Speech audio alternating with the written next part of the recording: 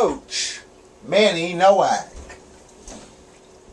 Hello, Coach Manny here. Great to be with you as it always is. Our contact data, I think, is up there. The website. It's great to be with you today. As always, I love teaching. You know that. And today I want to talk about expectations. As an employer, as a business person, as a father, as a spouse, as a customer. We all have expectations. And when our expectations aren't met, what happens? We're not happy. Now, when you run an organization, or you run a family, or you run a company, or you run a department, you have expectations of the people who work for you. That's a clear and simple thing. I expect these things. But do you communicate them to the people that work for you? So few do. And likewise, on the inverse of that is the people who work for you or report to you or are dependent on you, they have expectations of you as well. Do you know what those expectations are? I'm not crazy. The point is, this is a great area of conflict because both sides in a relationship, whether it's a business relationship or a personal relationship, if there's a problem with the expectations, you're not meeting my expectations, but I don't know what your expectations are. That's so visible. And I want to run through a simple example today just to give you a better feel for what that means. Let's look at the classic entrepreneurial problem, hiring a salesperson. This is one of the biggest issues I've dealt with over my years of coaching and consulting is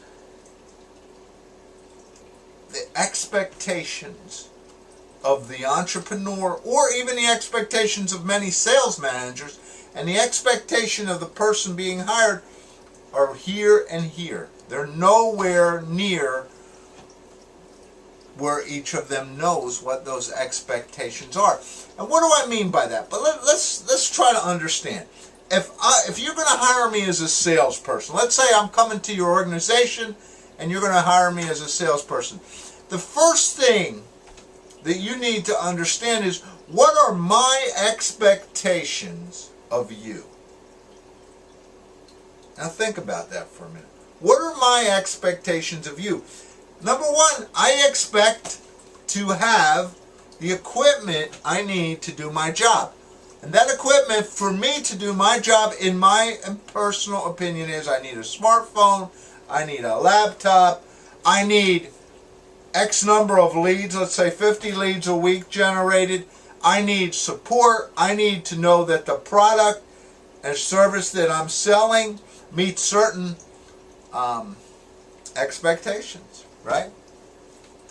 Those are the things that I need. So you need to understand that that's the expectation of the rep. But on the inverse of that, what are your expectations of the rep? Do you tell that rep, this is exactly, and I mean exactly, what I expect of you as the salesperson working for me? I expect a weekly report on your pipeline sitting on my email Monday morning at 7 a.m., period. You know, I talk to so many people and I laugh because it isn't funny.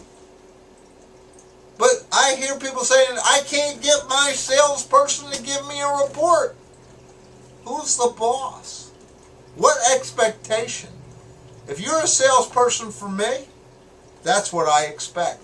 And if I don't have it, I'll deal with it once. I might deal with it twice, but I'm not going to deal with it after that. But the clear expectation needs to be laid out for the person. I expect you to close. Now this one's not too bad because we usually give salespersons quotas.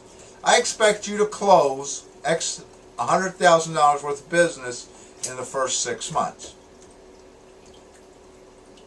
That's pretty clear, isn't it? And I expect you to be in the office 2 days a week doing part of your work.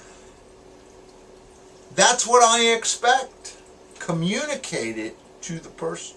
See, the thing I'm trying to get across here is, I'm using this sales thing as a kind of an example, but the bottom line is, what I'm trying to get you to understand is that the expectations need to be laid out.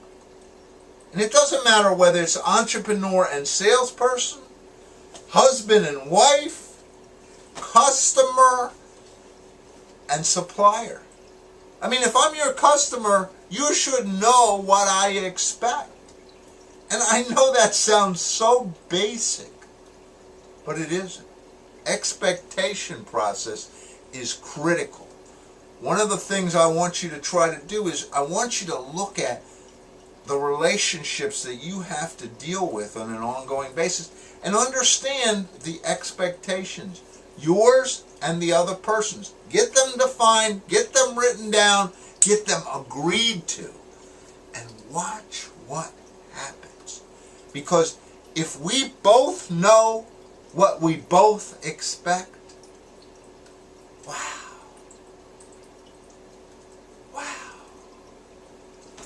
And that is your coaching lesson for this week. Expectations make a big difference. So go out and start working this process. If you need some help, there's the number, there's the website. Connect with me. Let's get together. Let's talk about expectations. When you get this together, you will be amazed at what happens. As always, it's my pleasure to be here with you. Coach Manny saying, have a great